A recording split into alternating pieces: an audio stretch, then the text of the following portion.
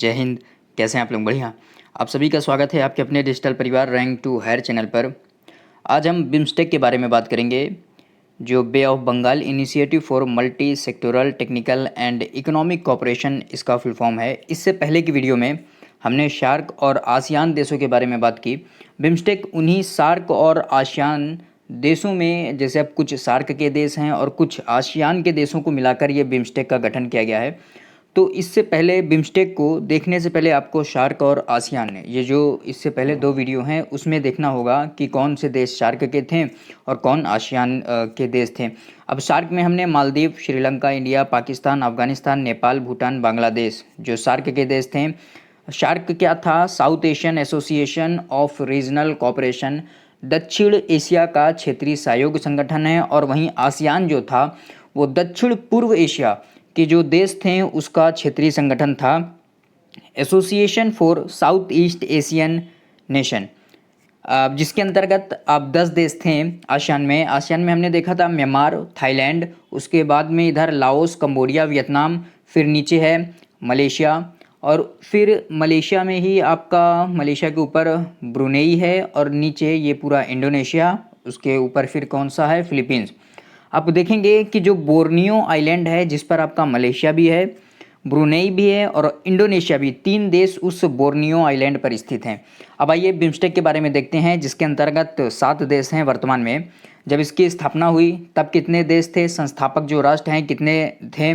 तब इसका नाम क्या था? बाद में इसका नाम चेंज हुआ, तब बिम्स्टेक रखा गया। इन सभी पहलुओं पर हम बात करेंगे। तो आइए देखें कि वर्तमान समय में इसमें 7 देश हैं: बांग्लादेश, श्रीलंका, इंडिया, नेपाल, भूटान, थाईलैंड और म्यांमार।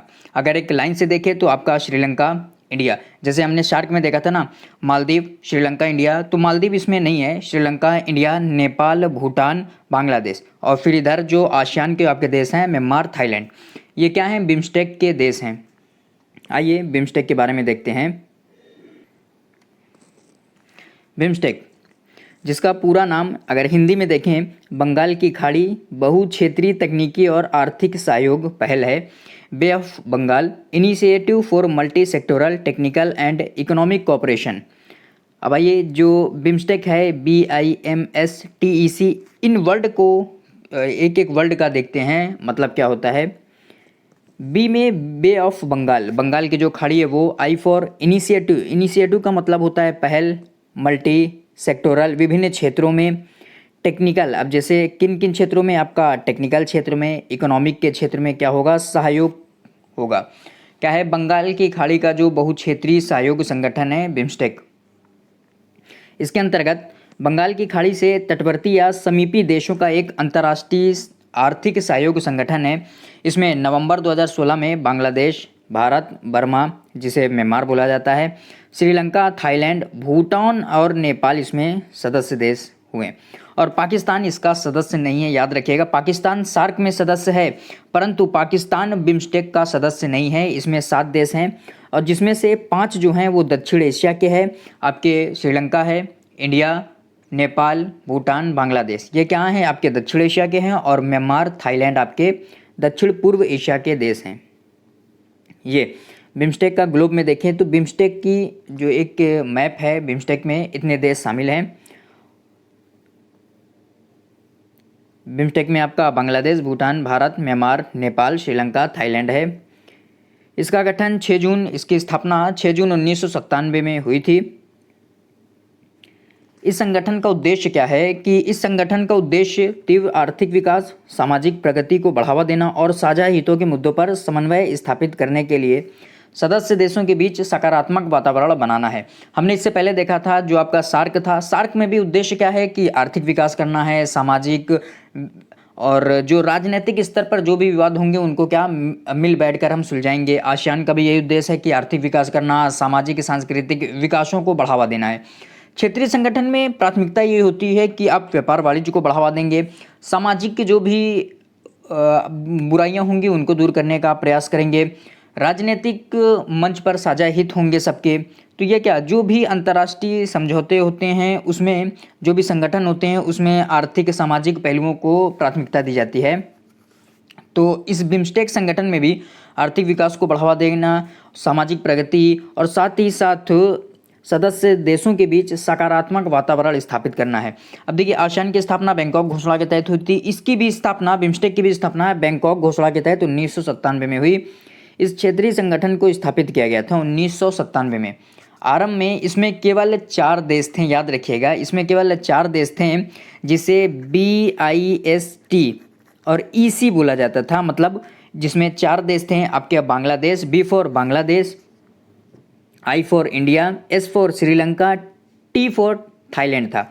बिस्ट EC का मतलब इकोनॉमिक कोऑपरेशन, आर्थिक सहयोग, ठीक है। तो ये क्या था, बिस्ट बांग्लादेश, इंडिया, श्रीलंका, थाईलैंड, ये 4 क्या संस्थापक देश थे बिम्स्टेक के। 1997 में इसकी स्थापना होती है। बिम्स्टेक की उत्पत्ति यह एक क्या उप क्षेत्रीय संगठन 1997 में बैंकॉक घोषणा पत्र के माध्यम से क्या हुआ, इसकी स्थापना की गई। बैंकॉक थाईलैंड की राजधानी है। प्रारंभ में इसका गठन 4 सदस्य देशों के द्वारा किया गया था, जिसको बिस्ट EC बोला जाता है। Bangladesh, India, Sri Lanka, Thailand, economic cooperation बोला जाता था। उसके बाद 1997 में इसमें म्यांमार भी शामिल होगा। अब म्यांमार शामिल हुआ तो BIST जो था वो BIMSTEC, बिम्स्ट EC हो गया, या बिम्स्टेक जिसको बोलते हैं वो हो गया, जिसका नाम था आपका बांग्लादेश, जिसका नाम Bangladesh, India, Myanmar, Sri Lanka, Thailand economic cooperation कर दिया। अब वहीं 2004 में अब देखिए 2 और देश जुड़ गए, नेपाल और भूटान। अब नेपाल और भूटान के जुड़ने के बाद इसका नाम बदलकर क्या कर दिया गया, bay of Bengal initiative for multi sectoral technical and economic cooperation इसका नाम कर दिया गया। अब इस बिम्स्टेक का उद्देश्य क्या है, क्षेत्र में तीव्र आर्थिक विकास हेतु वातावरण तैयार करना, सहयोग और समानता की भावना को विकसित करना। एक चीज़ है, इसको याद रखिएगा कि बिम्स्टेक में देखिए कितने सदस्य देश हैं। बिम्स्टेक में, बिम्स्टेक की स्पेलिंग क्या है, BIMSTEC। बिम्स्टेक में 7 क्या हैं, वर्ड हैं, 7 अल्फ़ाबेट हैं। तो इस 7 अल्फ़ाबेट के हिसाब से याद रखिएगा कि बिम्स्टेक में सदस्य देश वर्तमान में कितने हैं, 7 हैं। अब नाम भी आपको याद हो जाएगा। 2 हैं जो आपका नेपाल भूटान वो लास्ट में शामिल हुए हैं, बाकी तो आपका जैसे बिम्स्ट है तो वो क्या Bangladesh, India, Myanmar, Sri Lanka, Thailand, और EC को नेपाल भूटान मान लीजिएगा। इसमें कितने 7 देश हैं। अब इसका उद्देश्य क्या है देखते हैं। क्षेत्र में तीव्र आर्थिक विकास हेतु वातावरण तैयार करना है, सहयोग और समानता की भावना को विकसित करना है, ठीक है। पहला क्या है इसमें कि क्षेत्र में तीव्र आर्थिक विकास का वातावरण हमें बनाना है और सहयोग समानता की भावना का विकास करना है। सदस्य राष्ट्रों के साझा हितों में सक्रिय सहयोग और पारस्परिक सहायता को बढ़ावा देना है। शिक्षा, विज्ञान और प्रौद्योगिकी के क्षेत्र में एक दूसरे का क्या पूर्ण सहयोग देना है। ये बिम्स्टेक के क्या थे, उद्देश्य हैं। अब बिम्स्टेक के सिद्धांत क्या है, समान संप्रभुता। संप्रभुता का मतलब होता है निर्णय लेने की स्वतंत्रता, सभी को निर्णय लेने की समान स्वतंत्रता का अधिकार प्राप्त है। और क्षेत्रीय अखंडता, अखंडता का मतलब होता है ना तोड़ने की नीति का पालन करना। कोई भी देश किसी के साथ मतलब ना तोड़ने की नीति का पालन करेगा। और राजनीतिक स्वतंत्रता का अधिकार होगा, आंतरिक मामलों में हस्तक्षेप नहीं करेगा, शांतिपूर्ण अस्तित्व का पालन करेगा। पारस्परिक लाभ, अब जैसे जो बिम्स्टेक के देश हैं उनके मध्य क्या होगा, अगर व्यापार वाणिज्य हो रहा है तो छूट दी जाएगी। अब वस्तुओं के निर्यात में, वस्तुओं के आयात में क्या जो टैक्स लगता है उसमें छूट दी जाएगी। ये क्या पारस्परिक लाभ होगा। सदस्य देशों के मध्य अन्य द्विपक्षीय, क्षेत्रीय और बहुपक्षीय सहयोग को प्रतिस्थापित करने के बजाय अन्य जो विकल्प हैं उनको भी प्रदान किया जाएगा। अब देखिए बिम्स्टेक की क्षमताएं क्या है। यह संगठन दक्षिण एवं दक्षिण पूर्व एशिया के मध्य एक सेतु की भांति कार्य करता है, क्योंकि बिम्स्टेक में आपका दक्षिण एशिया के भी देश हैं और दक्षिण पूर्व एशिया के भी देश इसमें शामिल हैं। तो यह क्या करता है, दक्षिण एशिया और दक्षिण पूर्व एशिया के मध्य एक सेतु का कार्य करता है। इन देशों के सुदृढ़ आपसी संबंधों का भी प्रतिनिधित्व करता है। बंगाल की खाड़ी क्षेत्र में हिंद प्रशांत विचार का केंद्र बनने की क्षमता है बिम्स्टेक में। एक ऐसा स्थान जहां पूर्व और दक्षिण एशिया की प्रमुख शक्तियों के रणनीतिक हित प्रतिच्छेद करते हैं। सार्क और आसियान के सदस्यों के बीच अंतर क्षेत्रीय सहयोग हेतु मंच प्रदान करता है। बिल्कुल, अब देखिए यहाँ सार्क के भी देश शामिल हैं, इसमें आसियान के भी देश शामिल हैं कुछ। अब जैसे आपका म्यांमार, थाईलैंड आसियान के हैं। सार्क में आप श्रीलंका को छोड़ दीजिए और इधर अफगानिस्तान, मालदीव और अफगानिस्तान, पाकिस्तान को छोड़ दीजिए, तो इसमें सार्क के भी देश शामिल हैं। तो ये क्या करता है, एक समन्वय का मंच प्रदान करता है सार्क और आसियान को। संगठन में सदस्यों की जनसंख्या लगभग 1.5 अरब है, जो वैश्विक आबादी का 22% है। जो आज बिम्स्टेक में जो सदस्य हैं जनसंख्या है वो विश्व की जनसंख्या का 22% है। और इसकी अगर इकोनॉमी की बात करें 3.8 ट्रिलियन इसकी अमेरिकी डॉलर, संयुक्त जो जीडीपी है इसकी 3.8 ट्रिलियन अमेरिकी डॉलर है। बिम्स्टेक आर्थिक विकास के एक प्रभावशाली इंजन के रूप में उभरा है। दुनिया के कुल व्यापार का 1/4 हिस्सा प्रतिवर्ष बंगाल की खाड़ी से होकर गुजरता है। अब देखिए महत्वपूर्ण संपर्क जो परियोजनाएं हैं, ये जो परियोजनाएं हैं वो एक अलग अलग टॉपिक है। इसके बाद हम इन परियोजनाओं पे, जैसे कालादान परियोजना हो गया, एशिया त्रिपक्षीय जो राजमार्ग है उस पर, ये भी एक टॉपिक है, और BBIN एक टॉपिक है। तो इसके बाद बिम्स्टेक के बाद इन जो टॉपिक हैं अब उस पर वीडियो बनेगी, फिर उसके बाद SCO पर वीडियो बनेगी, जो संघाई सहयोग कॉरपोरेशन है उस पर बनेगी। तो इसके बाद फिर कालादान जो मल्टी मॉडल परियोजना है, क्योंकि इन सभी जो अब इसमें जो महत्वपूर्ण परियोजना है इनके बारे में भी समझेंगे तभी जाकर आपका बिम्स्टेक कंप्लीट होगा। तो कालादान मल्टी मॉडल परियोजना, यह परियोजना किसके मध्य है? भारत और म्यांमार के मध्य। एशियाई त्रिपक्षीय राजमार्ग म्यांमार से होकर भारत और थाईलैंड को जोड़ता है ये। BBIN भारत और बांग्लादेश, भूटान, इंडिया, नेपाल के मध्य मोटर वाहन ये समझौता है BBIN, इसको भी देखेंगे, एक अलग टॉपिक है। यात्री और माल परिवहन के निर्बाध प्रवाह हेतु ये BBIN समझौता किया गया है। अब भारत के लिए बिम्स्टेक का महत्व क्या है, इंपॉर्टेंस क्या है बिम्स्टेक की, वो समझिए कि यह भारत को 3 प्रमुख नीतियों के साथ आगे बढ़ने का अवसर प्रदान करता है। भारत नेबरहुड फर्स्ट की जो नीति है, देश की सीमा के नज़दीकी जो क्षेत्र हैं उनको प्राथमिकता देती है और प्रधानता प्रदान करती है। एक्ट ईस्ट की जो नीति है, भारत को दक्षिण पूर्व एशिया से जोड़ता है। भारत के पूर्वोत्तर राज्यों का आर्थिक विकास सुनिश्चित करता है। पूर्वोत्तर राज्यों को बांग्लादेश और म्यांमार के माध्यम से बंगाल की खाड़ी से जोड़ना है। ये भारत का क्या उद्देश्य है? बंगाल की खाड़ी के आसपास के देशों में चीन के, अब देखिए एक और ये टॉपिक है, चाइना की जो बेल्ट एंड रोड पहल है, रोड इनिशिएटिव, ये एक और अलग टॉपिक है, इस पर भी वीडियो बनेगी। उसके बाद फिर हम SCO के ऊपर चलेंगे। यहाँ देखिए अब बंगाल की खाड़ी के आसपास के देशों में चाइना के बेल्ट एंड रोड इनिशिएटिव के विस्तारवादी प्रभाव से भारत को मुकाबला करने का अवसर प्रदान करता है। अब देखिए चाइना के वन बेल्ट वन रोड जो पहल है उसके द्वारा भारत पर क्या प्रभाव पड़ेगा, आर्थिक, सामाजिक, राजनीतिक, इन सभी पहलुओं पर बातें करेंगे। शार्क में क्या है, भारत और पाकिस्तान शामिल हैं। तो शार्क में भारत और पाकिस्तान के आपसी मतभेद के कारण शार्क क्या है, महत्वहीन हो गया है। अब देखो भारत ने क्या किया, फिर पाकिस्तान के उसमें शामिल होने के कारण शार्क क्या महत्वहीन हो गया है। तो भारत ने अब अपने पड़ोसी देशों के साथ अपने संबंध को मजबूती प्रदान करने के लिए एक नया मंच बिम्स्टेक का गठन किया। भारत क्या उसमें संस्थापक देश के रूप में है। अब सहयोग के क्षेत्र क्या हैं बिम्स्टेक देशों के मध्य, उसको देखते हैं।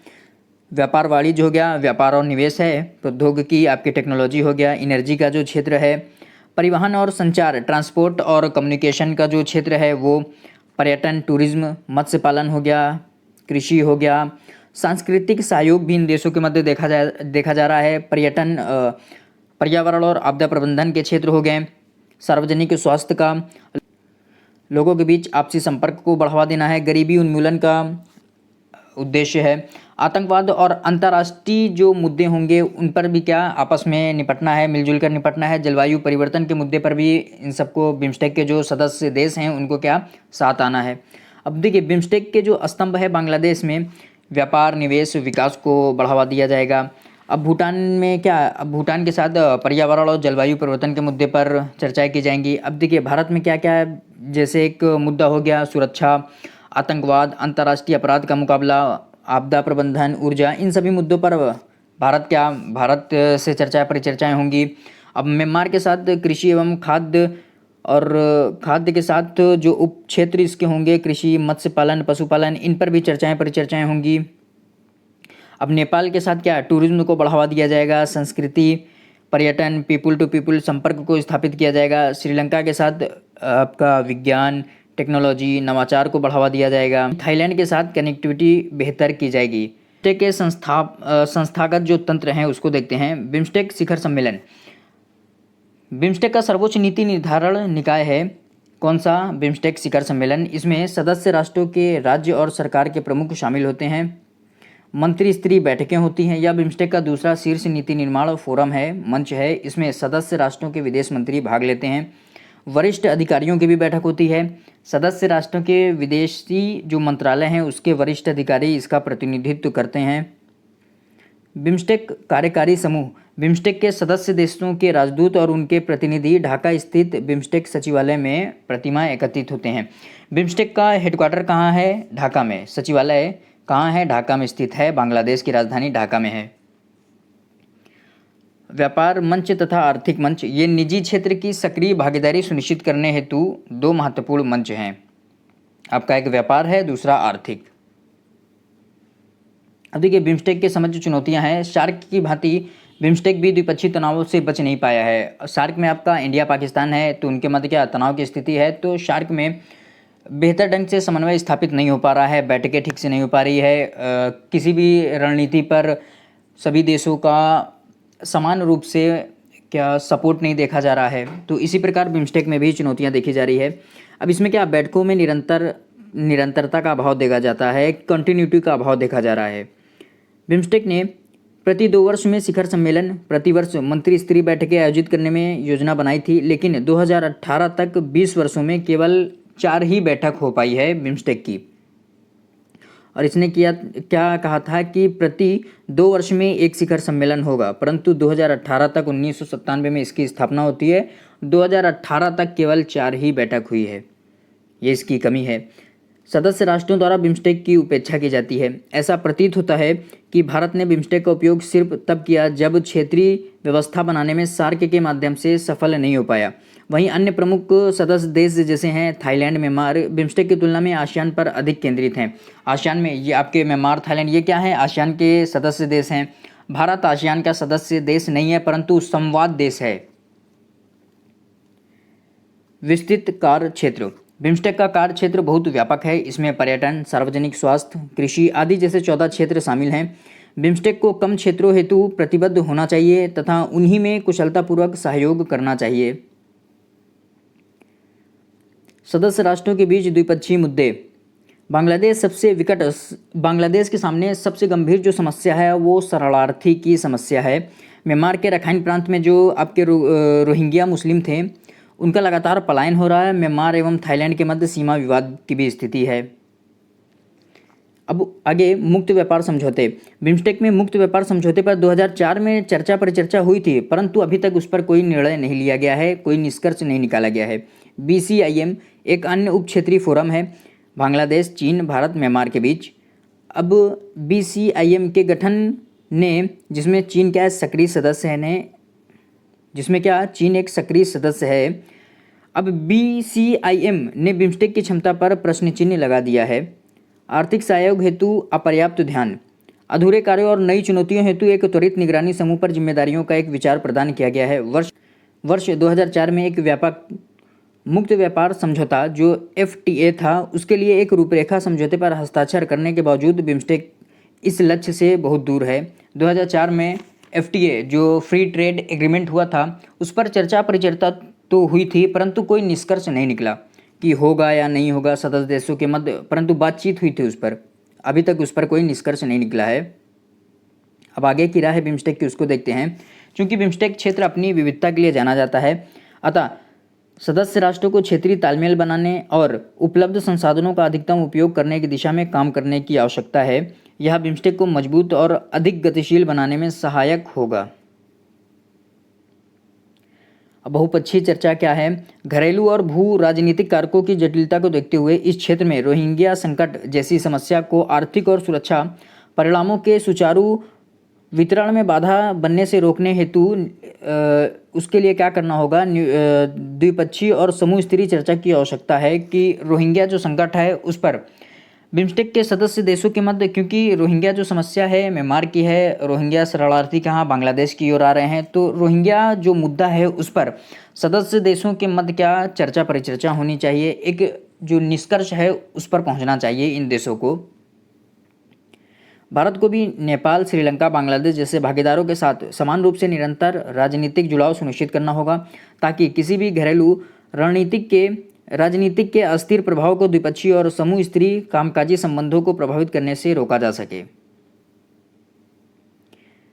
जब तक देश में राजनीतिक स्थिति सामान्य नहीं हो जाती, तब तक भारत और अन्य सदस्यों को म्यांमार की व्यस्तता के प्रबंधन में तेज होने की आवश्यकता होगी। मतलब उसका जो रोहिंग्या समस्या है उसके लिए भी विचार विमर्श करना होगा इन देशों को।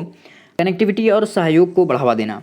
समूह में व्यापार संपर्क को बढ़ाने के लिए भारत के दृष्टिकोण के लिए म्यांमार और श्रीलंका जैसे समुद्री संसाधन संपन्न सदस्यों में फैले FTA सभी सदस्यों हेतु अप्रत्याशित लाभ की स्थिति उत्पन्न कर सकता है।